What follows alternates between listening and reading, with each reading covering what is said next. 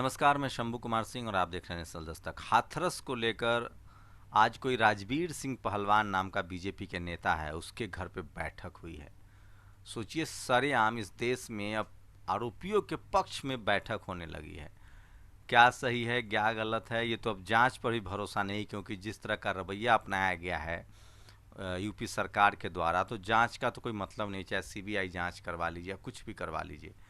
जिस तरह से सिस्टम ने मदद की है वो काफ़ी चिंताजनक है। रही बात सीबीआई जांच की, तो जब सीबीआई का डायरेक्टर ही सुरक्षित नहीं है, जब इस बीजेपी की सरकार आई है, सीबीआई तो मायावती, अखिलेश, मुलायम तक को फंसाते रहे हैं, और किन लोगों के इशारे पर फंसाते रहे ये सब जानते हैं।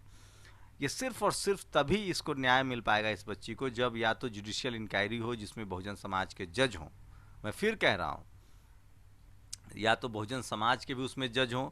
सोचिए, जब कॉलेज यूनिवर्सिटी में एग्ज़ाम होता है तो नॉट फाउंड सुटेबल करके निकाल दिया जाता है, जबकि वो एग्ज़ाम होता है। सोचिए, जिस देश में आईएएस के एग्ज़ाम में धोखाधड़ी किया जाता है, इंटरव्यू में नंबर नहीं जाता, जिस देश में सीबीआई डायरेक्टर को हटा दिया जाता है, जिस देश में सीबीआई के अधिकारी 25 लाख रुपए घूस लिए पाए जाते हों, और जिस देश का मुख्यमंत्री, जिस देश का एसडीएम, मैं इसी पर एक बात मेरे दिमाग में आ रहा है, इस देश में जाति के हिसाब से सब कुछ तय होता है क्या? इस देश में अभी भी 70 साल भी के बाद भी एससी एसटी ओबीसी माइनॉरिटी के इतने अधिकारी नहीं हुए, इतने आईएएस आईपीएस नहीं है, पुलिस वाला नहीं है, कांस्टेबल नहीं है जो अपने समाज के लिए खड़ा हो सके?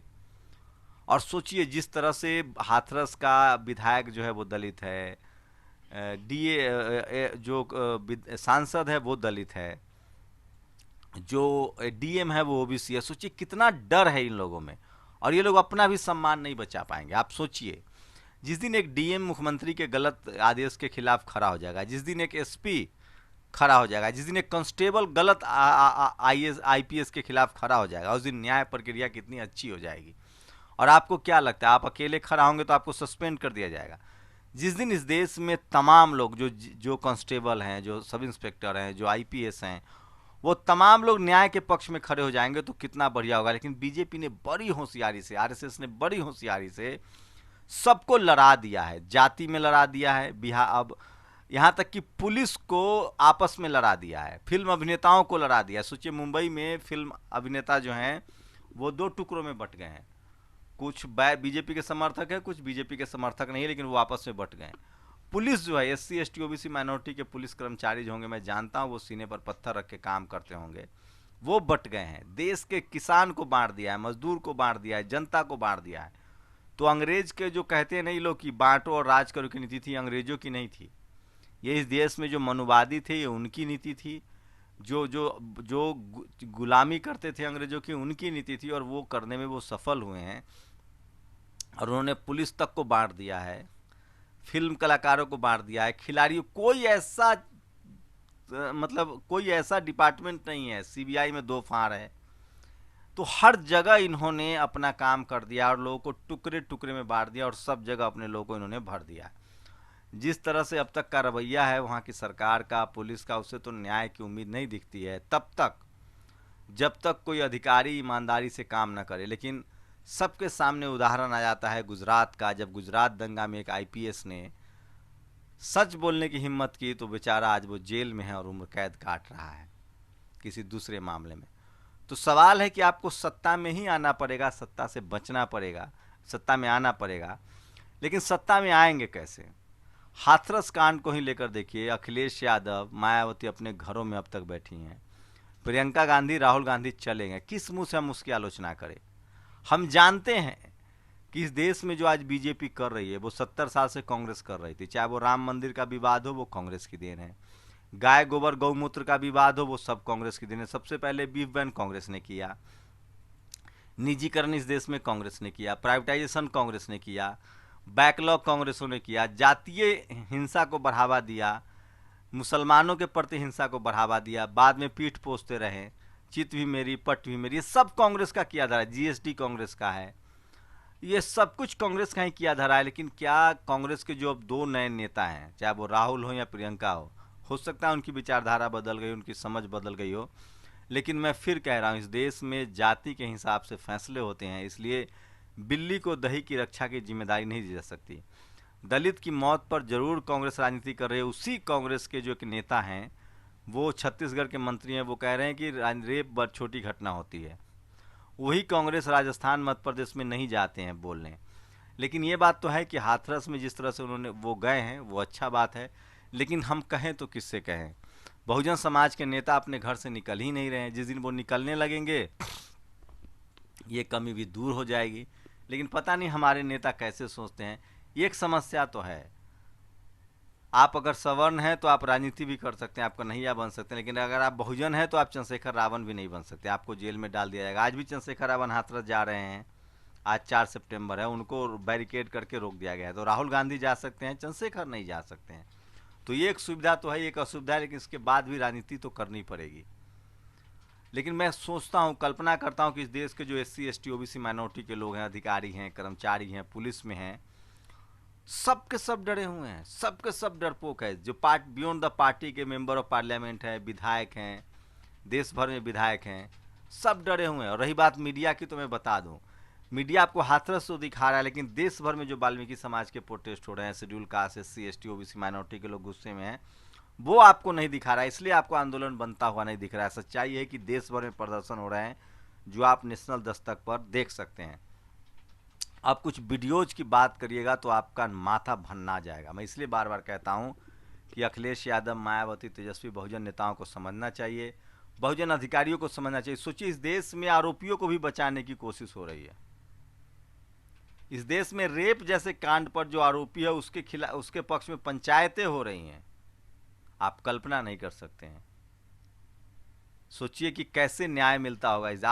अगर आप SC ST OBC माइनॉरिटी हैं तो DM वही है, कलेक्टर वही है, SP वही है, प्रधानमंत्री वही है, रक्षा मंत्री वही है, सत्ता में वही है, मुख्यमंत्री वही है, CM PM वही है।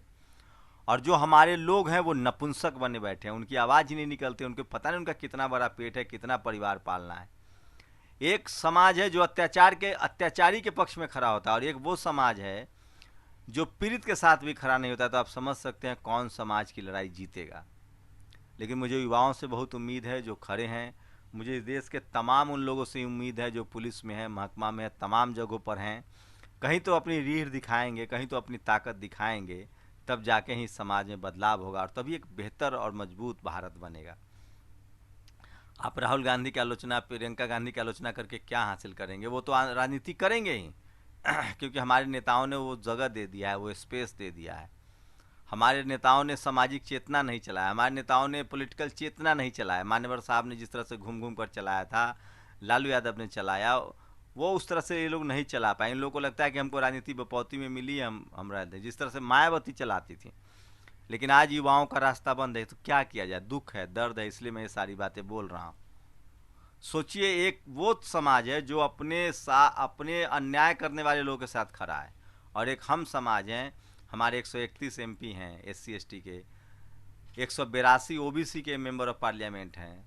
सोचिए देश में कितने विधायक होंगे, हम कितनी संख्या में हैं, IAS हैं, IPS है, कलेक्टर हैं, कहीं से कोई आवाज़ नहीं मिल रही है। एक सारिका चौधरी हैं, दिल्ली वुमेन कमीशन में शेड्यूल कास्ट से आती है, उन्होंने एक वीडियो डाला है, वो वीडियो जरूर देखिएगा अलग से। उनको गंदे गंदे कमेंट किए जा रहे हैं, उन्होंने IT से पुलिस को कंप्लेन दर्ज कराया है। लेकिन आपको बोलना पड़ेगा, आप अपने घरों में डर के रह जाएंगे तो कुछ नहीं होगा। सरकार ने सबको बांट दिया है, अपने समाज की जिम्मेदारी आपको उठानी पड़ेगी। नहीं उठाएंगे, नहीं लड़ेंगे। सोचिए, जो मीडिया हाथरस में बैठा हुआ है वो देश भर में जो प्रदर्शन हो रहा है उसको नहीं दिखा रहा है, क्योंकि उसको पता है कि प्रदर्शन बड़ा हो जाएगा। मैं आज इंडिया गेट पर गया था, मैंने देखा अर्नब गोस्वामी ने 3 कैमरामैन और 3 रिपोर्टर लगा रखे थे 5 आदमी को कवर करने के लिए, जो सुशांत के लिए न्याय मांग रहे थे। तो मीडिया ऐसे खबर गिराती है, ऐसे उठाती है। तो आप लोग बाकी समझदार हैं, इसलिए मैं बार बार इस जगाने के लिए मैं आपको कहता हूँ, समझने के लिए कहता हूँ कि जिस दिन बहुजन समाज के लोग डेमोक्रेटिक तरीके से सड़कों पर खड़ा होना सीख गए, किसी की हिम्मत नहीं होगी, औकात नहीं होगी कोई बहुजनों की तरफ आंख उठा के देख ले। लेकिन जब तक आप अपने अपने स्वार्थ के लिए टुकड़ों में बटे रहेंगे, बारी बारी से सबकी मौत आएगी। कल प्रशांत कनौजिया, रोहित वेमुला, शंभू। लेकिन जब आप कलेक्टर DM नहीं रहेंगे और आपका बच्चा अगर संजोग से नहीं बन पाया तो जाति उसका भी पीछा नहीं छोड़ेगी और वो भी इसका शिकार होगा। इसलिए मैं कह रहा हूँ, ये लड़ाई हम सबकी अपनी लड़ाई है, हमारी आने वाली नस्लों की लड़ाई है कि हमारे बच्चों के साथ, बहन बेटियों के साथ, हमारे किसी भी आदमी के साथ इस तरह का व्यवहार ना हो। अगर आप नहीं लड़ेंगे पावरफुल पोस्ट पर जाके तो भी समझिए आप राष्ट्रपति बन गए तो भी आप नहीं बोल पाएंगे, इतनी मजबूरी है। इतना बड़ा पेट हो गया हमारा कि हम एमपी बन जाते हैं फिर भी मुंह नहीं खोलेंगे, राष्ट्रपति बन जाते हैं फिर भी मुंह नहीं खोलेंगे। तब तो हमारी गुलामी की मुक्ति का मार्ग नहीं है। तब तो फुले पेरियार अंबेडकर, साहू जी महाराज और तमाम शिवाजी और इन तमाम लोगों के आंदोलन का कोई तब तो क्या कह सकते हैं हम। जब इस देश में करोड़ों बहुजन हैं और उसके बाद भी आपके समाज के साथ अत्याचार हो रहा है और आप खड़ा नहीं हो रहे हैं और अत्याचारी बैठ के कर रहा है, तो आप कल्पना कर सकते हैं कि क्या है, हम पीढ़ी दर पीढ़ी किस तरह से गुलाम हैं। और इसकी सबसे ज़्यादा जिम्मेदारी हमारे नेताओं पर बनती है, जो आपको समझना चाहिए, देखना चाहिए। आप लोग की क्या प्रतिक्रिया, अपनी प्रतिक्रिया जरूर दीजिए। शुक्रिया। नेशनल दस्तक की आपसे गुजारिश है कि अगर इसको बचाना चाहते हैं तो नेशनल दस्तक को सब्सक्राइब करने के लिए रेड कलर के सब्सक्राइब बटन को दबाएं, फिर बेल आइकन की घंटी दबाएं। नेशनल दस्तक को बचाने के लिए बहुत ज़रूरी है कि हर खबर को शेयर करें, लाइक करें, कमेंट जरूर करें।